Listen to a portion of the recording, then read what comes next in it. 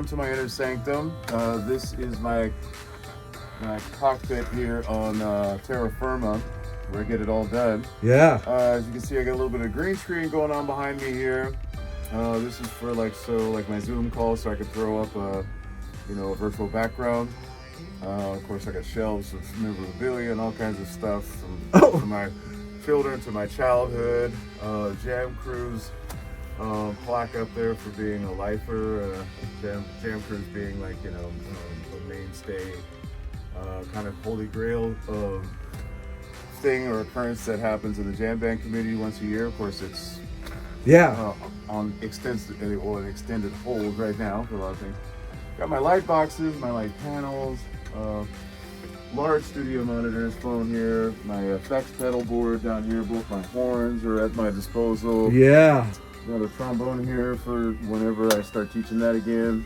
This is like my effects rack over here. So I've got a channel strip, couple compressors and preamps, my digital audio interface. You got some old school stuff on there, man. That's great. Some and then some new. And then of course my MIDI keyboard, all this, mute, mixing mixer right there. My laptop functions as my main CPU, and that's connected to an external display.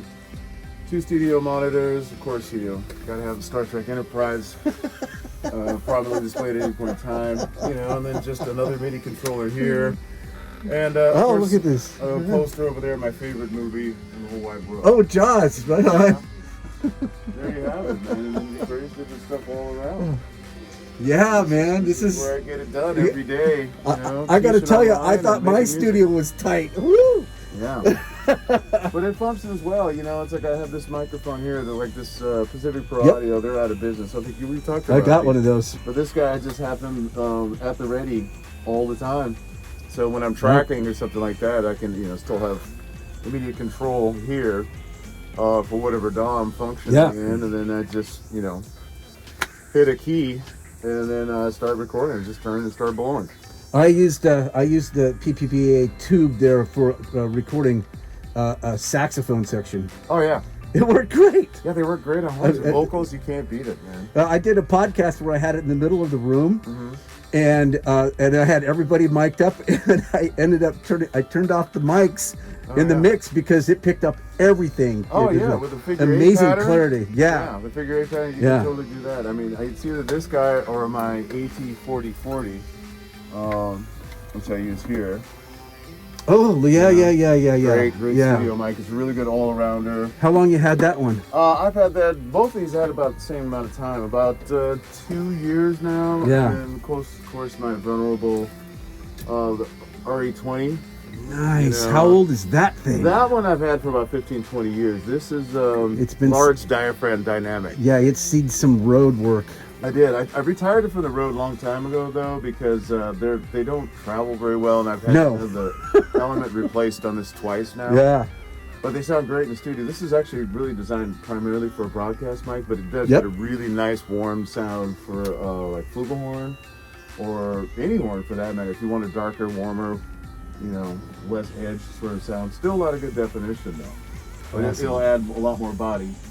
All right. And I think that's really about it in my mic collection. And it's, I've got 747, 757, there's another EV, but that's more of just your general garden variety, standard dynamic microphone. Good for live, that kind of stuff. It works good in the studio too. Boy, I love this. This is awesome. Yeah. All right. I did some acoustic treatment here and there. Bass traps. There. RLX. And then these panels here I made myself. One on either side. The shelves over here act great for diffusion. Yeah. I've also got matching panels over here, there, and there. That catches like the kind of the first element of reflection in here. It's good. I mean, it's not a totally dead sounding room, which you don't really pretty want. dead. It's pretty dead, but you've been doing your vocal cuts in here too. I can tell, right? Oh yeah, it's great for mixing. Yeah, sounds great. Because I'm not really fighting the room. I mean, like right here is probably the sweet spot. Here's a little bit of a null spot. I just recently changed the orientation of my monitors. I did have them on the side, and then a buddy of mine who's an engineer, he was in here one day with me. He's looking at my room. He's like, "You might want to put those right side up again." for a number of reasons. And when I did it, it tightened up the sound. It changed Right. things a little bit, but I still don't get the bass response I want unless I'm way back here. Yeah. Or right up in here. You know? Yeah. So I have bass traps in my studio yeah. across the room. I've got another one over there. I've got a big tube over there, and then there's another bass trap over there. Yep. In that corner. Yep. No, one in that corner. So I've gotten the room about as tight as I can. Yeah. You know, and these shelves over here all act as diffusers also. Same behind me, this is a big shelf, and I got lots of gear and print music, sheet music and stuff like that That's on awesome. there. So, Right pretty on. efficient space, man. It's been a lot of hours down here. It's incredible. Yeah. It's It works. incredible. Yeah. I'm going to go set up for that podcast, but thank you very much. Absolutely. See you in there in a minute. Yeah. Thank you.